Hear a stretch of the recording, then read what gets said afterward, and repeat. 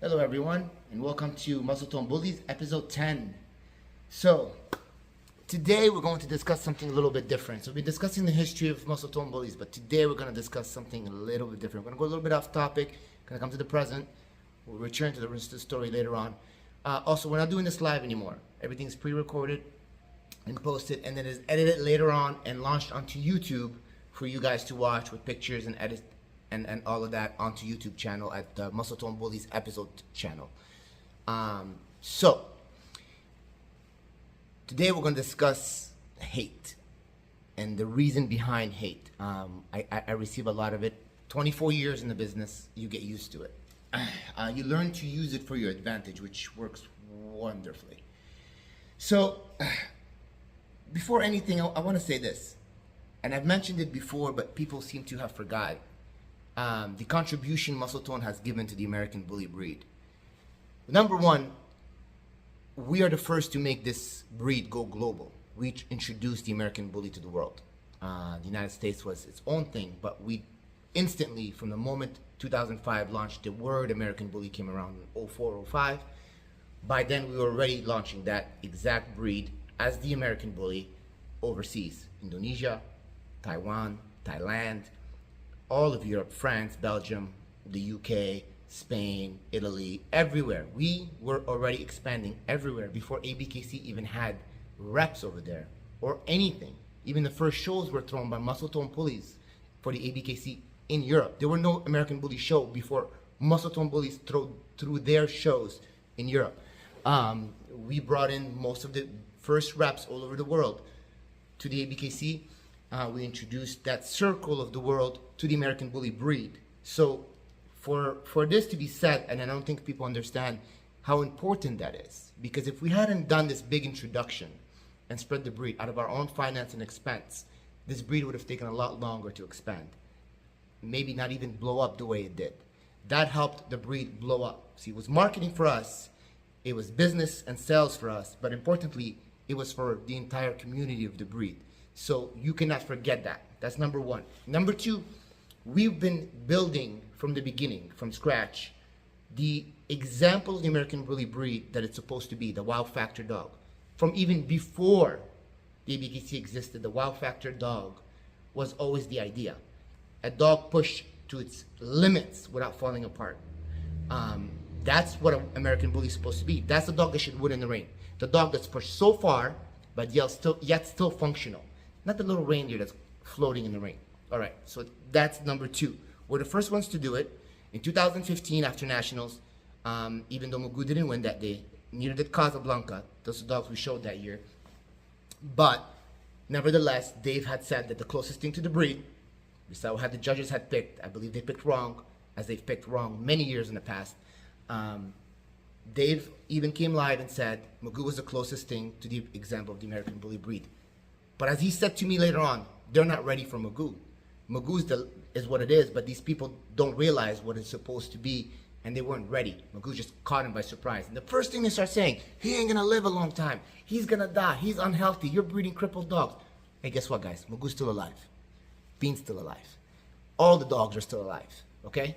All the dogs you hated on are still alive. All the dogs you loved are gone. Gone at a much younger age. My dogs are all healthy. They can still breed. I've had females at 9 years old drop litters because they're that young and healthy. So at the end of the day, we've proven ourselves through work. We kept our mouth shut and we put the work before we spoke. Now we're finally speaking, saying, hey, okay, listen, you've had your time. You've had 24 years to hate on us. And you did. You did. You've done your diligence. Oh my God, have you done your diligence? You photoshopped our dogs. You've made hour-long videos lying about our dogs. You've made campaigns to get rid of us. You've tried to put us out of business. You have put false claims on us. You've reported us with lies to authorities. You've robbed us. There's nothing. You've poisoned our dogs, killed some of our dogs. You've done everything possible to destroy Muscletonebullys. Look around you guys. We're still here. You're not taking us down. Ain't happening, okay? We never fought back. We never revenged on anyone. All we did is just kept pushing. We just kept working, minding our own business and kept pushing. We take a loss, we keep moving. We keep moving forward, okay? And still giving us no respect for that either. We have videos after videos of all the people who hate on us dogs. And if we posted those videos, they would destroy these people. I would never do that. That is bad karma. I've said it before. That is wrong. It's not something I do. Even though it's done to us all the time. It's done to Muscletone all the time. All the freaking time. Almost every single time we have a dog winning or a dog that we're campaigning or something that we're putting up, they're coming at us left and right, accusing us of all kinds of lies. Uneducated people who have no idea anything about nothing, but they think they know because they have feelings and emotions. Everyone has feelings and emotions, okay? That doesn't make them facts. Facts are in the works, and we have put in our work and we've proven ourselves. All right, so that being said and done, lately I have been receiving a lot of comments and messages and hearing people talk behind our back, which nothing is new. This is common stuff, and I've never usually responded to it. I just let it go. But it's affecting the reputation and legacy of Muscletone, and it's bothering some of my partners. So for my partners, I'm addressing this.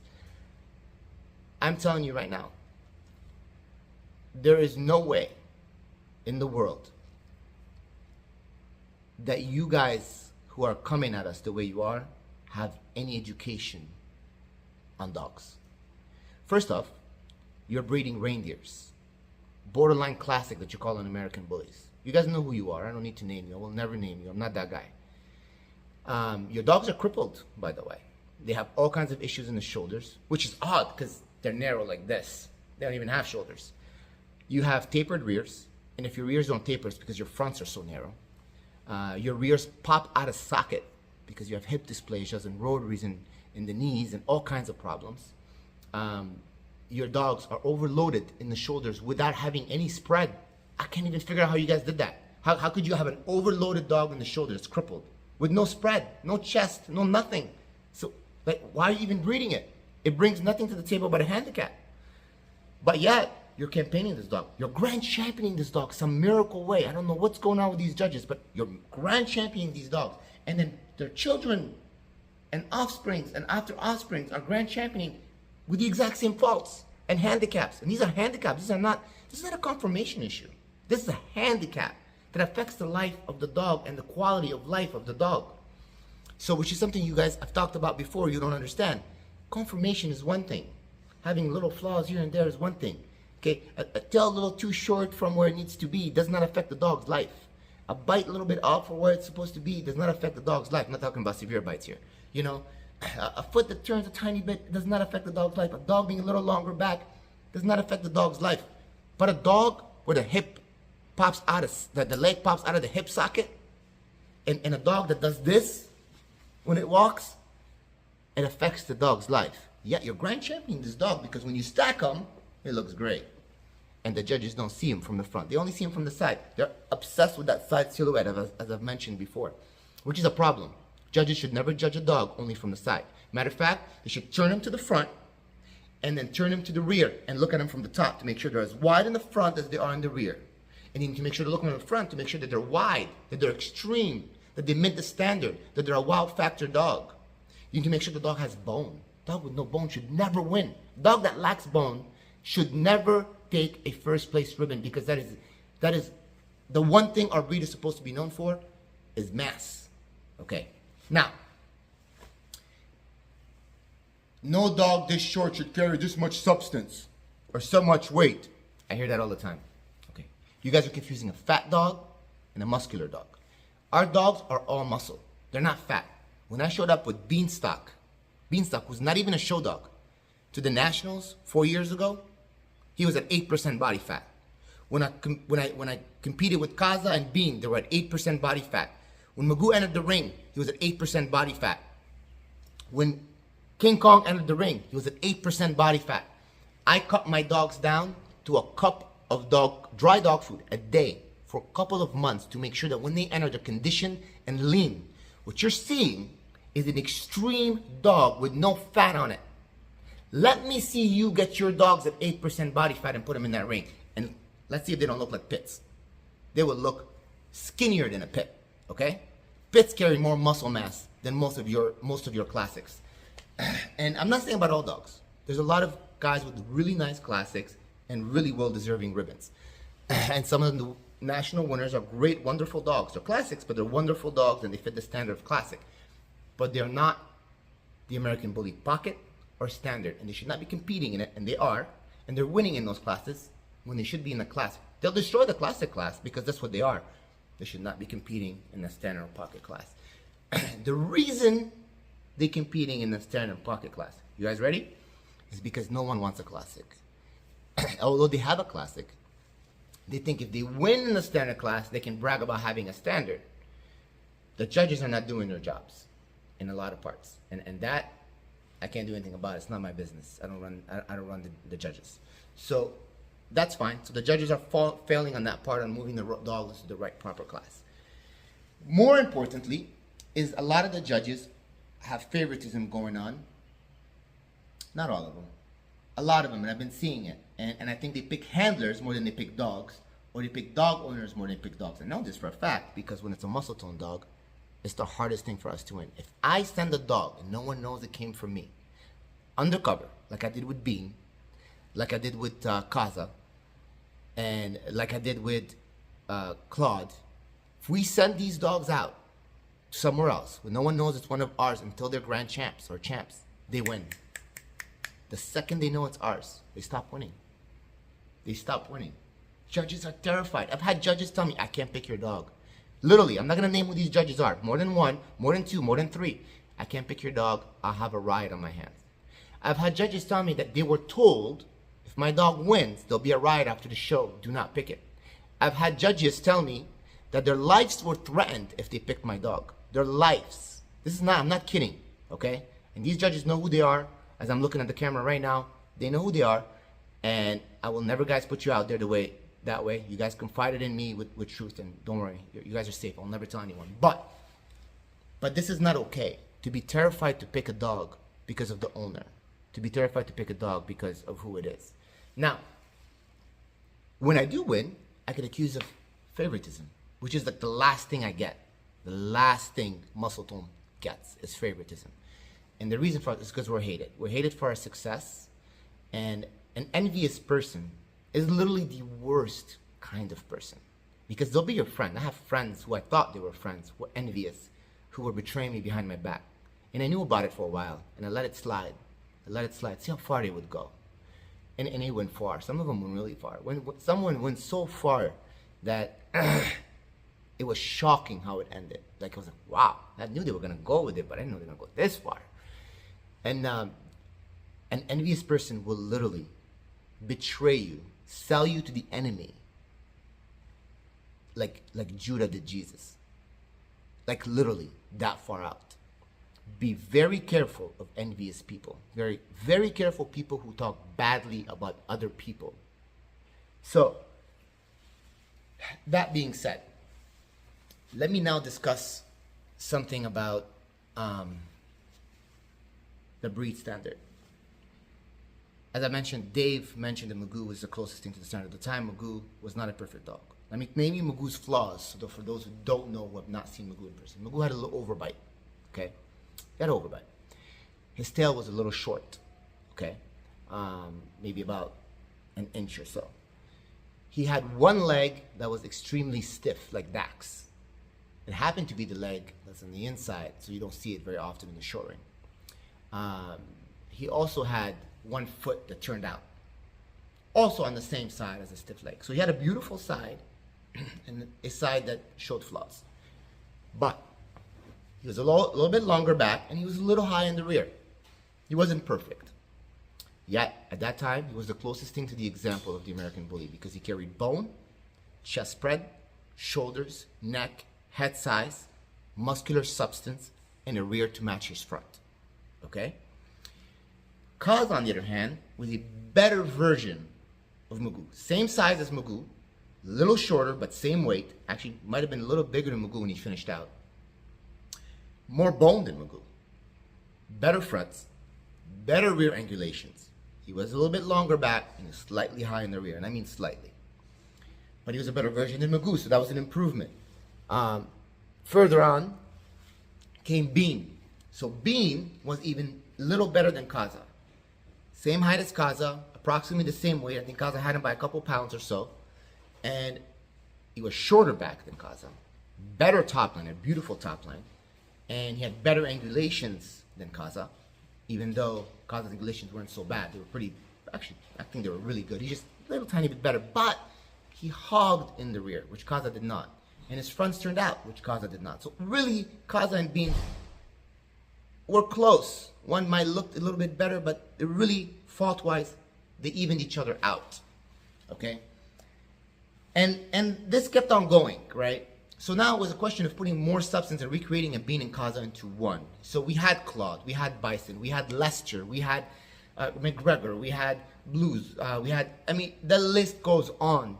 We have hundreds, over 100 champion titled extreme, real extreme American Bully, Magoo substance-wise. It's all based off our line, all produced by Muscletonebullys.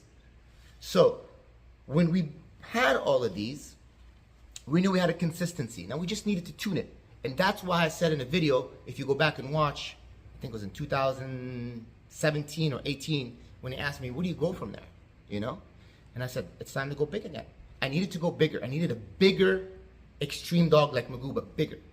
And that's when Nemesis, Beanstalk, Yuki, Titan, and what's that dog in Romania? I forget my own dog's names. I got so many freaking dogs. Another dog in Romania as well, just as big. So, well, these 5 dogs came. These are 94, 93 on the average, and you can get them to 100 pounds easy if you stack them for a stack off. But I like to keep my dogs lean.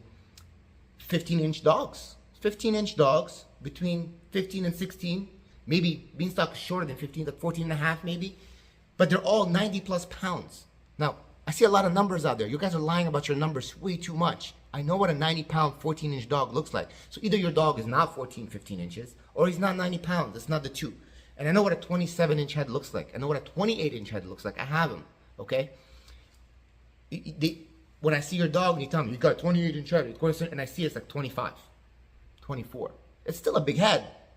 But then the dog's not even 14, it's 16 inches, okay? So, and we've had this dilemma when we did the stack off here. So, when we did the stock off with Jeremiah, when we did the stock off at our house, a lot of people came and set up their dog, and we saw what numbers were on these extreme dogs. They were really beautiful dogs. They were all monsters, but no reason to exaggerate, guys. There's no reason. The guys that did the stock off the last time did not exaggerate. Their numbers were on point. But Jeremiah, on the other hand, that was another story. So, but I see that a lot, though. I see it all the time. Lying to the public to get sales does not help you, because then your dog is not producing, okay? So don't do that. Just give them what it is. People will still use it because it's still a nice specimen, but it has to be accurate to what it is. Now, classic people, this is my advice to you, all right? Hear me out really, really good. And it's not the classic people in general, because some of you guys are amazing classic breeders. And I love the stock you have, and I comment on it, and I like it, and you know when I do. The ones who are hating on me the most are hating on Muscletone and talking about our dogs being unhealthy. Our dogs are still alive, and we've proved it to 24 years worth of work. Please do not come here and talk and make lies about us. If you're envious of our sales, if you're envious of our success, if you are envious that you cannot have the dogs that we have, okay, well here's a little business tip to you guys, okay? Maybe find the right market for those skinny little dogs that you have that look like a little deer in the ring. Around December time, I hear every year that around Christmas time, you know, that Santa is always looking for new reindeers. Might be a market right there for you guys. Selling Santa some reindeers, because that's about all these dogs are good for when it comes to business. No one is going to pay you big numbers for a reindeer. People want gorillas, guys. People want a gorilla as a pet. They don't want a reindeer in their yard, okay? People hunt for reindeers. There's a big difference between the two breeds. So, come to reality, join the extreme world, because that's where the future is at. That's where it's always been. That's where the breed was born, and that's where the breed's gonna end at. All right, guys? Send the reindeers to Santa Claus, and call me when you need an extreme dog.